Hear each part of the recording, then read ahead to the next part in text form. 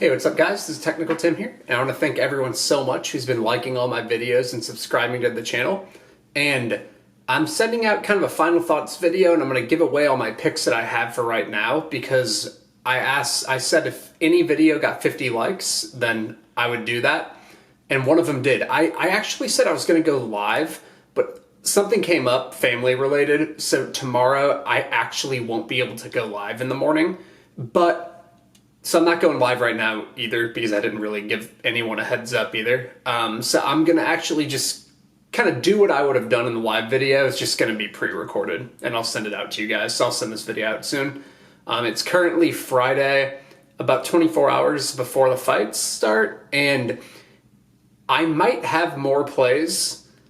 That's kind of the only bad thing about doing this video now compared to tomorrow. I might have more plays, but I haven't really decided. So maybe I'll tweet something out or buy my picks to make sure you get them. They're only $8, so let me know. But every pick I have for now, I'm gonna give you, and I'm just gonna go through each fight and talk about it from a general sense as well. So thanks everyone so much who's been liking. I'm pumped. I got 50 likes. Like this video too if you can. But first fight of the night, Arce Arosa. Arce is heavily favored right now. I think he should be. I think he's a lot better everywhere. But I'm not betting on Arce at -700. Just I see that fight as a pass in my opinion. Giles and Cummings. I think this is kind of the 60-40 fights I talked to you guys about last week. I think it's just one of those 60-40 fights where it's probably pretty competitive.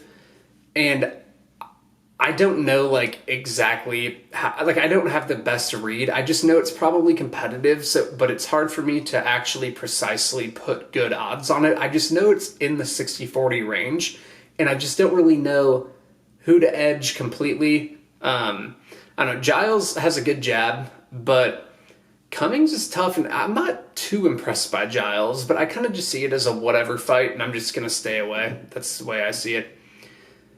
Cummins Herman, I'm still taping here. I definitely wouldn't play Cummins at -240. I think he's shot and he has chin issues, and Herman is tough, but I need to tape that a little more. It's probably a dog or pass type of fight, but I'm not going to. I probably won't have action on it anyway. Dawson Trezano, I made a video about this. A lot of late action come in on Dawson. I have one unit on Trezano, so that's my first kind of pick overall. And I understand, I know I already talked about this. I understand why people think Dawson can win, and I do think he'll have some early success. It's just, I don't think he can wrestle for 15 minutes. I really don't. I think he can could he steal a round or two? Yeah, I mean, I definitely think he can, but it's just that second half of the fight, I think he's going to have some problems, and I don't think he's just going to land all that much other than, takedowns. And I think he's going to get a few takedowns early. Trezano will get up at times, like I had talked about, and I do think Dawson can mat return him at times with, another double leg, jumping back onto another double leg. I just don't think he's going to land all that much. And I think Trezano, when he gets on his feet, he's going to have a lot of success. And yeah, I just have more faith in Trezano here. I really do. And I think his wrestling defense is good enough. And I like that it's kind of a single-minded fight where Trezano knows the wrestling's coming his way. And he already has good wrestling. I've seen it. And I think his timing, when you're expecting wrestling, your time, and you're training it a lot defensively, your timing will be a little sharper. So I think it's going to look good. And I was rewatching Arosa as well, who Dawson kind of had a lot of his wrestling success against. And Paddy Pimblett's not a very good wrestler, and he was taking down Arosa. So I just think people are buying a little too much into Dawson's game. It's a path for him. He could wrestle to a victory. I just think even if he does wrestle to victory, it's still going to be close. And there's a chance that he can't get the wrestling going all that much, and he gets fucked up. Like, I just don't see him dominating. Like, he might squeak a decision by, but even if he does, he's gonna have trouble. Like, it's not gonna be a walk in the park for him. And I just think Trizano's more well-rounded, and I think Trizano can get takedowns himself. I don't think you should go heavy on this fight. I even said that in my previous video. I think it's just a unit play on Trizano, and at plus 120 now, if you haven't played him already, I think 1 unit on Trizano is totally worth it, in my opinion. But not a heavy bet. Don't let it ruin your night. Just 1 unit on Trizano. That's the way I see it.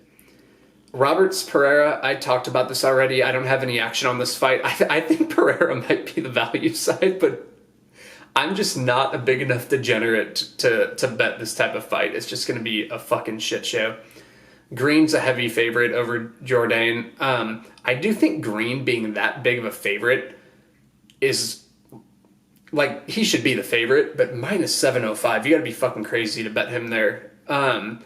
He just, like, doesn't put stamps on rounds enough to be that high, but nonetheless, I'm not going to play Jourdain either. I mean, I think Green wins this fight. Ramos Hubbard, there's a lot of juice favorites, and those fights I'm not going to say much about. Like, I think Ramos should win that fight as well against Hubbard, and I think he's rightfully favored.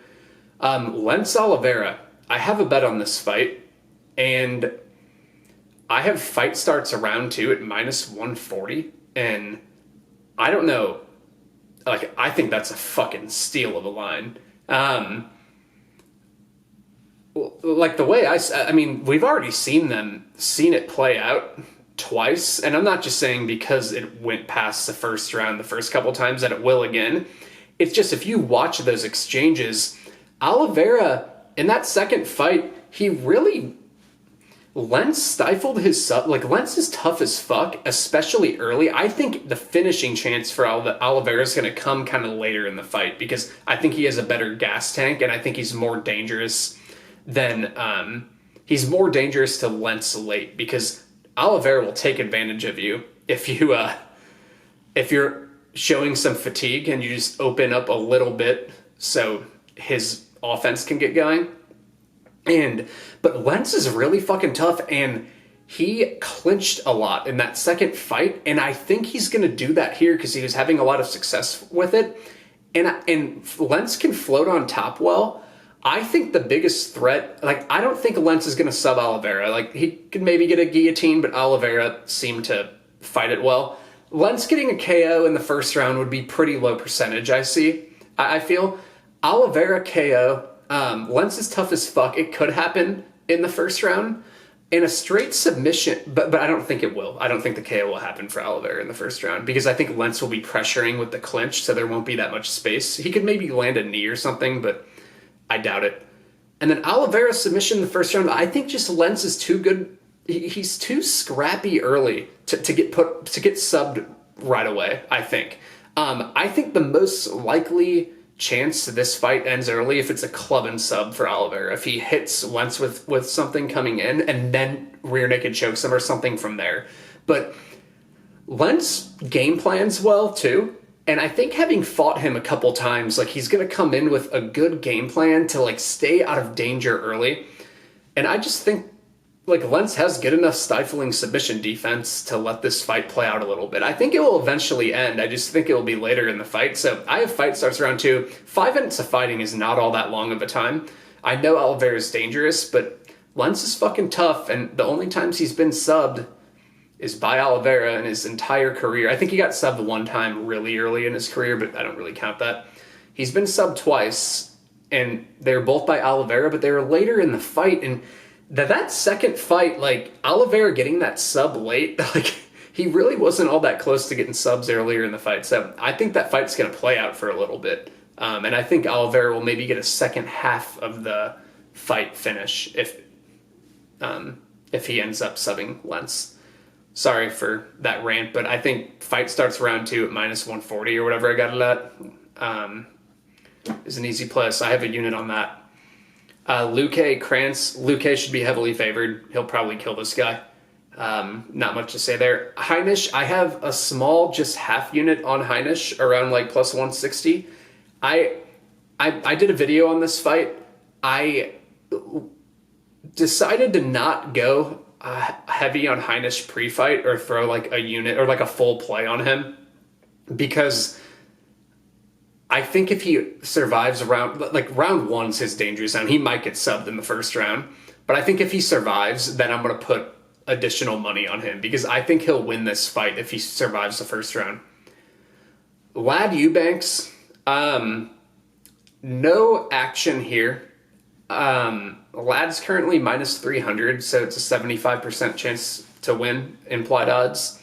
I watched their first fight, and you know, I know these girls well. Actually cornered against Aspen Ladd, funny story. But in her amateur days. But I think Ladd's the rightful favorite because, one, she gets her hips back really well.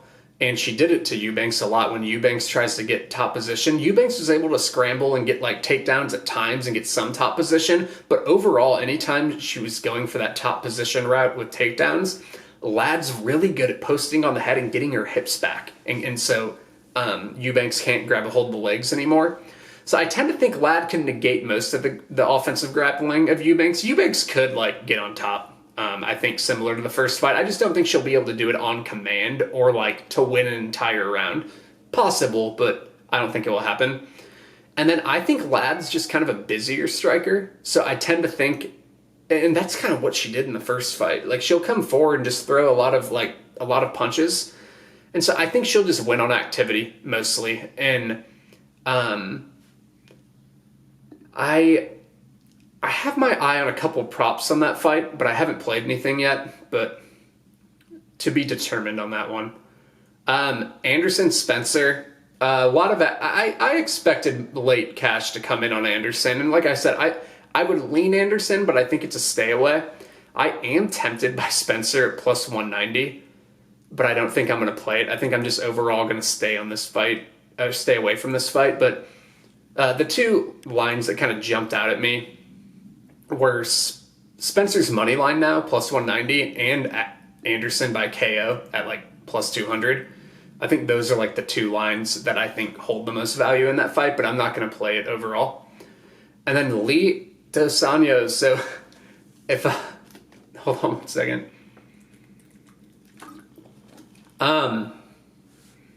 I originally thought RDA was going to win this fight before I taped, and then after I taped, I'm playing Kevin Lee. I'm playing a little over a unit on him.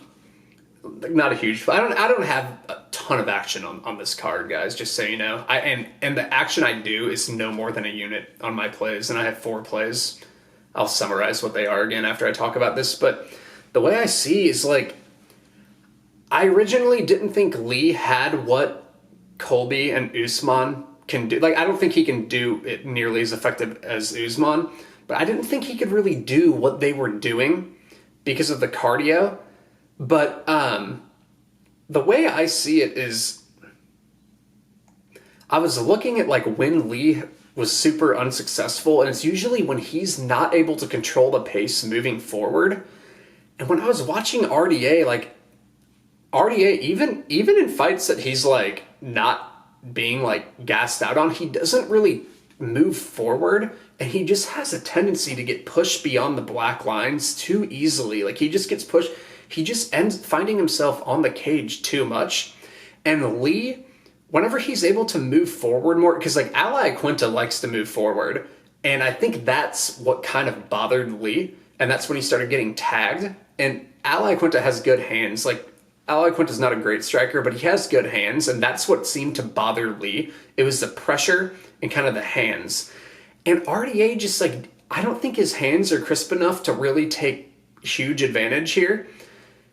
And I think Lee is going to be comfortable going forward against RDA. And RDA, I don't think will pressure him like Al does.